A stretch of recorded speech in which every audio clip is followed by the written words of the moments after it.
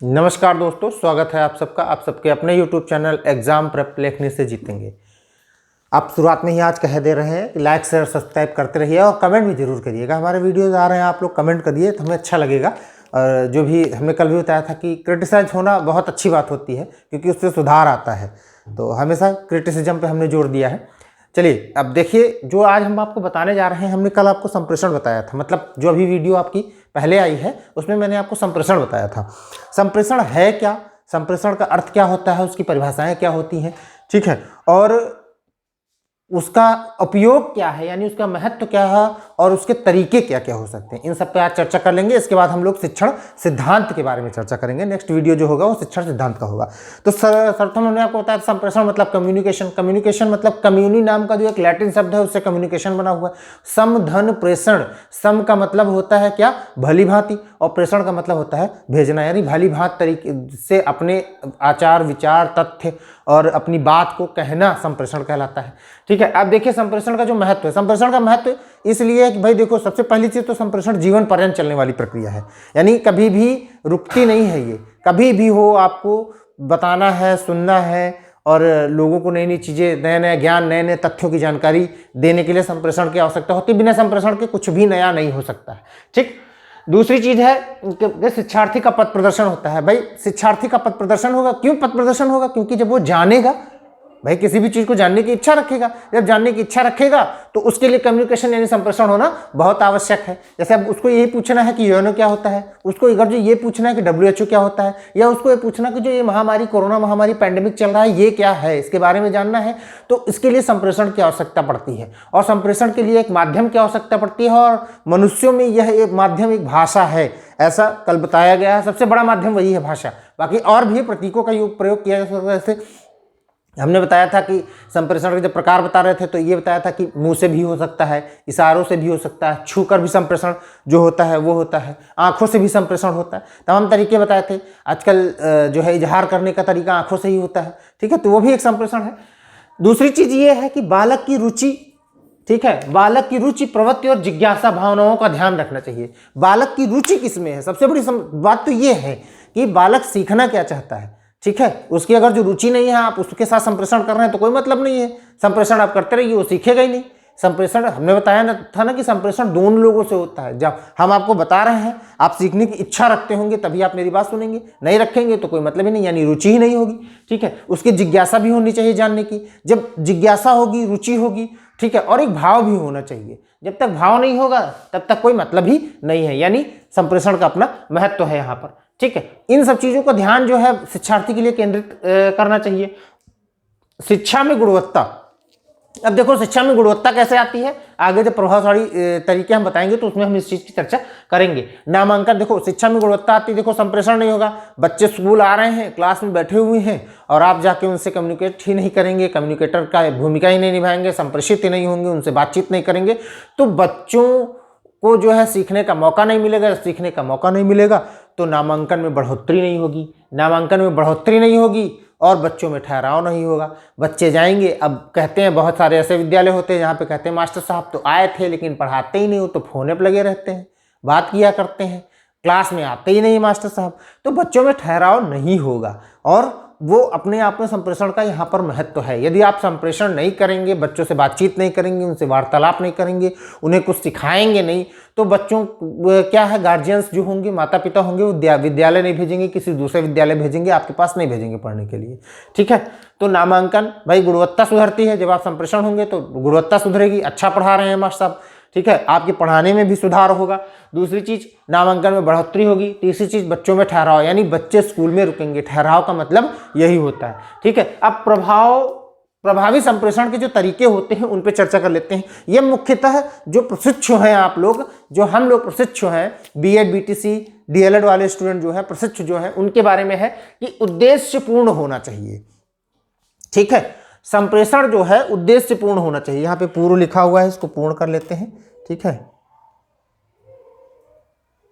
ये पूर्ण कर लिया। ठीक, ये उद्देश्य पूर्ण, यानी संप्रेषण उद्देश्य पूर्ण। अब किसी आलतू फालतू बात पे अगर जो बात करने शुरू कर दी जाए तो इस बात से कोई मतलब नहीं निकलता, कोई उद्देश्य नहीं है। क्लास में आए हैं, अभी हम आपसे राजनीतिक चर्चा शुरू कर दें, मनोविज्ञान, बाल मनोविज्ञान और संप्रेषण के बारे में ना बताएं तो ये उद्देश्य पूर्ण नहीं होगा। यानी मेरा उद्देश्य क्या है, आपको बाल मनोविज्ञान सिखाना, मेरा उद्देश्य आपको संप्रेषण बताना है, ठीक है, आपका उद्देश्य संप्रेषण सीखना है, यही उद्देश्य पूर्ण है। अगर इससे हम हट के कोई बातचीत करने लगे तो वो संप्रेषण उद्देश्य पूर्ण नहीं होता है। तो यानी सर्वप्रथम आपको कोई बात सीखनी है या किसी को कोई बात सीखनी है या आपको कोई बात सिखानी है तो उसके लिए संप्रेषण उद्देश्य पूर्ण होना चाहिए। दूसरा, अध्यापन जो है यानी पढ़ाने का जो तरीका है वो आदेशात्मक नहीं होना चाहिए कि बैठो, नहीं तुमको पढ़ाई पढ़नी है अभी यहाँ पर, ऐसा कुछ नहीं होना चाहिए। निर्देशात्मक होना चाहिए कि बेटा बैठो, आप पढ़ोगे तो ये आपकी परीक्षा में काम आने वाला है, परीक्षा में काम आएगा तो आपको नंबर अच्छे मिलेंगे, आप पास हो जाएंगे, आपको नौकरी लग जाएगी। ठीक, तो वही चीज़ है कि अध्यापन जो है आदेशात्मक ना होकर निर्देशात्मक होना चाहिए, प्रेरणादायक होना चाहिए, मोटिवेशनल होना चाहिए। एक मोटिवेशन मिलना चाहिए कि पढ़ने से क्या हासिल होने वाला है, जो चीज़ हम आपको पढ़ा रहे हैं उससे क्या मिलेगा, एक मोटिवेशन होगा। ठीक है। तीसरी चीज है बाल केंद्रित और सुनियोजित होना चाहिए। बाल केंद्रित का मतलब ये है कि हम आपको सिखा रहे हैं, ठीक है, आप हमारे केंद्र में हैं, हमारा दिमाग, हमारा संप्रेषण इधर उधर नहीं भटकना चाहिए। और सुनियोजित का मतलब एक क्रमबद्ध तरीके से होना चाहिए। प्रजातांत्रिक पद्धति, ये सबसे महत्वपूर्ण है। प्रजातांत्रिक पद्धति मतलब किसी भी तरीके से कोई ऊंच नीच, किसी भी तरीके का कोई भेदभाव नहीं होना चाहिए। आपके लिए जो सामने बैठा हुआ है, चाहे वो कमजोर वर्ग का बालक हो, चाहे अच्छा बालक हो, चाहे जैसा बालक हो, ठीक है, या किसी भी तरीके से प्रभावी हो वो बालक, ठीक, वो बालक आपके लिए सिर्फ बालक है और एक सीखने वाला है, एक शिक्षार्थी है। इससे ज़्यादा कुछ नहीं होना चाहिए कि आप जो है, बहुत सारे लोग होते हैं जो ये दिखाते हैं ये कमज़ोर है, इसके साथ हम नहीं बात करेंगे, बहुत सारी चीज़ें ऐसी होती हैं, तो ऐसा कतई नहीं होना चाहिए। वही प्रजातांत्रिक पद्धति है। सक्रिय अध्यापन का मतलब ये है कि आप कोई भी चीज़ अगर जो पढ़ा रहे हैं तो उसके लिए अध्यापन की आवश्यकता बहुत होती है। हम अगर जो आपको कोई चीज़ पढ़ा रहे हैं, अगर ये संप्रेषण हम पढ़ के ही ना आए तो इसके बारे में जितना बोल रहे हैं बिल्कुल बोल भी नहीं पाएंगे हम। ठीक है, ये जो लिखा हुआ सिर्फ इतना ही आपको रट्टे रट्टे रट्टे बता दें और काम खत्म हो जाए यहाँ पे। इसलिए अध्यापन बहुत जरूरी है। विषय की क्रमबद्धता, जो आप सब्जेक्ट पढ़ा रहे हैं वो एक सीक्वेंस में होना चाहिए, क्रम से होना चाहिए। इधर उधर जिगजैग नहीं करना है, स्कैटर्ड नहीं करना है कि आपको जो चीज़ें आपने बताई, जैसे अभी हमने पहले संप्रेषण बताया, फिर संप्रेषण का अर्थ बताया, फिर उसकी परिभाषा बताई, अब उसके महत्व बताया, अब उसके तरीके बता रहे हैं। ऐसा नहीं होना चाहिए कि पहले हम आपको संप्रेषण के तरीके बताएं, फिर महत्व बताएं, फिर उसके बाद परिभाषा बताएं, सबसे लास्ट में आपको अर्थ बताएं।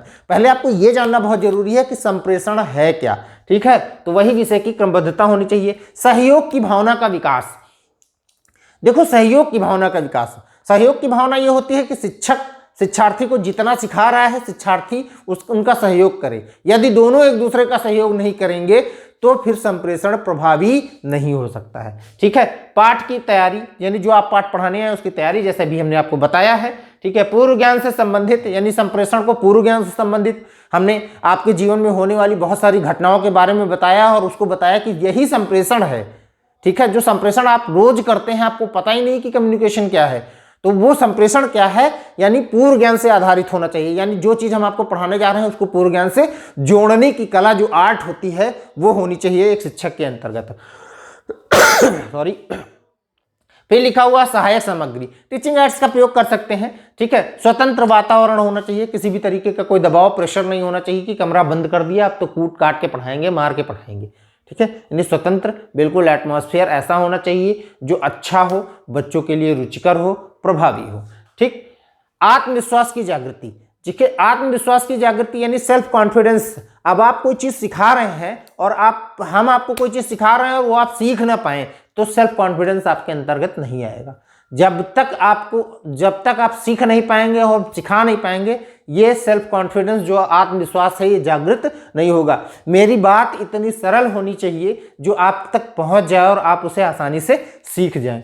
ठीक है, अध्यापन उपचारपूर्ण होना चाहिए। अध्यापन जो पढ़ाया जा रहा है वो उपचारपूर्ण होना चाहिए। उपचारपूर्ण का मतलब हम आपको पढ़ा रहे हैं और आपका कोई क्वेश्चन है और उसका अगर जो हम निदान नहीं करते हैं, उपचार नहीं करते हैं, तो फिर संप्रेषण बेकार हो जाएगा मेरा।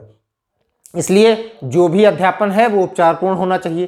क्रियाशीलता एवं छात्रों को अपनी बात कहने का अवसर देना चाहिए, यानी एक्टिविटीज होनी चाहिए। ठीक है, और छात्र जो अपनी बात कह रहे हैं, जैसे हम बार बार आपसे कहते हैं भैया वीडियोस पे कमेंट डालिए, आपको कोई चीज़ समझ में आ रही है कि नहीं आ रही है, ये चीज़ कमेंट डालिए, ठीक है। छात्रों को अपनी बात कहने का अवसर प्रदान करना, ये संप्रेषण की एक कला होती है, ये एक प्रभाव है संप्रेषण का, ठीक। यहां तक मुझे लगता है सबको चीजें समझ में आ गई होंगी। और संप्रेषण इतना कठिन टॉपिक नहीं है, और संप्रेषण मैंने पढ़ाया इसलिए है, देखो 2-3 चीजें हैं, बहुत सारी किताबें मार्केट में चल रही हैं, मैं किसी की बुराई नहीं कर रहा हूं, लेकिन आपको ये चीज समझना है कि आपके सिलेबस में, आपके पाठ्यक्रम में क्या है, ठीक है। बहुत लोग बुद्धि भी पढ़ा रहे हैं, आपके पाठ्यक्रम में है कि नहीं है, इस चीज़ को आप ध्यान में रखिए।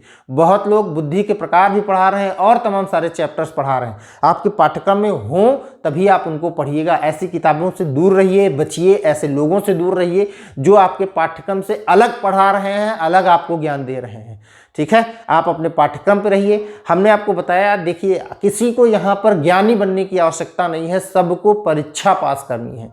जब तक आप ज्ञानी बनने की कोशिश करेंगे, उससे बेहतर है कि आप पाठ्यक्रम पे रहिए और परीक्षा पास कर लीजिए, ठीक है। तो नेक्स्ट क्लास में हम फिर मुलाकात करेंगे। आप हमारे चैनल को लाइक शेयर सब्सक्राइब जरूर करते रहिएगा। आप अपना प्यार दुलार हमें दिखाते रहिए। Thank you. नेक्स्ट वीडियो में मिलते हैं।